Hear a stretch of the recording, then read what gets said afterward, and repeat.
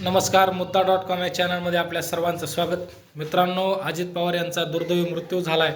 नेमकं हे मृत्यूचं कारण काय, मृत्यू कशामुळे झाला आहे आणि अजित पवार नेमकं कशामुळं त्या ठिकाणी त्यांचा मृत्यू झाला, सकाळी कुठं जाणार होते, काय ते आपण या व्हिडिओमध्ये जाणून घेणार आहोत.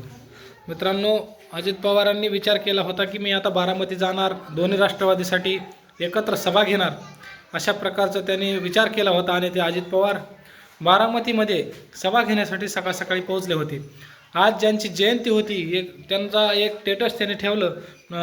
त्या ठिकाणी जयंतीनिमित्त अभिवादन केलं आणि त्या अभिवादन झाल्यानंतर त्यांनी विचार केला होता की आता त्या ठिकाणी आपण आता सभा घेऊन दोन्ही राष्ट्रवादीचं जिल्हा परिषदेचं संघटन एक करू आणि एक झाल्यानंतर जिल्हा परिषद संघटन एक झाल्यानंतर त्या ठिकाणी लवकरच आपल्या दोन्ही राष्ट्रवादीला नक्कीच यश मिळेल, अशा प्रकारचं त्या ठिकाणी दिसून येत होतं.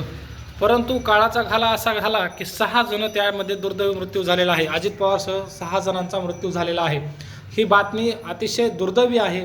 परंतु आता त्या ठिकाणी बीड जिल्ह्याचे पालकमंत्री म्हणजेच आणि अवघ्या महाराष्ट्राचे लाडके उपमुख्यमंत्री यांचा दुर्दैवी मृत्यू त्या ठिकाणी झालेला आहे. हा मृत्यू अवघ्या देशाला, तर अवघ्या महाराष्ट्र नव्हे तर देशाला काळीनं फासणारी घटना या ठिकाणी झालेली आहे. अजित पवारांनी जी मोठे कामे केलेली आहेत, त्यांच्यामुळे त्यांच्या नावामध्ये इतका दरार होता की त्यांच्यासारखा परखड नेता पुन्हा होणे नाही, असं या महाराष्ट्रामध्ये दिसत येत आहे.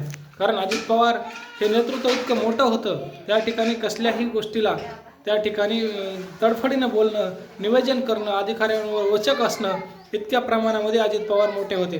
त्यांचा दुर्दैवी मृत्यू, अकाली निधन हे काही चांगलं झालेलं नाही. मित्रांनो, ही घटना अतिशय दुर्दैवी आहे. नेमकं कसा घटनाक्रम घडला मी तुम्हाला या व्हिडिओमध्ये सांगणार आहे. अजित पवार सकाळी 6ला उठल्यानंतर त्यांनी त्या ठिकाणी आता सभेचं नियोजन केलं. त्या ठिकाणी त्यांच्या को पायलटसह त्यांनी विचार केला की सकाळी आपल्याला लवकर निघावं लागेल. 4 वाजता उठले, 6 नंतर त्यांनी नियोजन केलं, अशा प्रकारची माहिती आपल्याला मिळालेली आहे. महाराष्ट्राचा छावा गेला, कोणत्या दुःखात शब्द व्यक्त करू, अशा प्रकारचं वक्तव्य लोक करत आहेत. मित्रांनो, इतकी मोठी दुर्दैवी घटना त्या ठिकाणी झालेली आहे. अजित पवारांचा मृत्यू म्हणजे देशाला काळीमा फासणारी घटना आहे. मित्रांनो, अजित पवार हे काही साधं नेतृत्व नव्हतं. त्या नेतृत्वाची पडलेली छाप आणि त्या नेतृत्वाला पडलेला धडा हे काही विषय बघण्या इतका सोपा नाही आहे.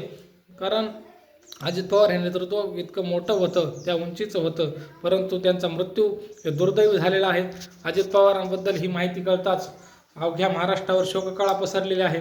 कित्येक लोकांना हे कळण असं झालं की कसं काय झालं, अजित पवार यांचा मृत्यू झाला म्हणजे ही काही साधी घटना घडलेली नाही.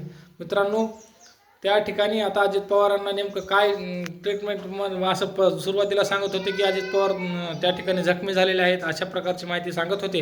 परंतु काही काळानंतर लक्षात आलं की अजित पवार यांचा दुर्दैवी मृत्यू झालेला आहे, अशा प्रकारचं त्या ठिकाणी समजत आहे. तो धन्यवाद.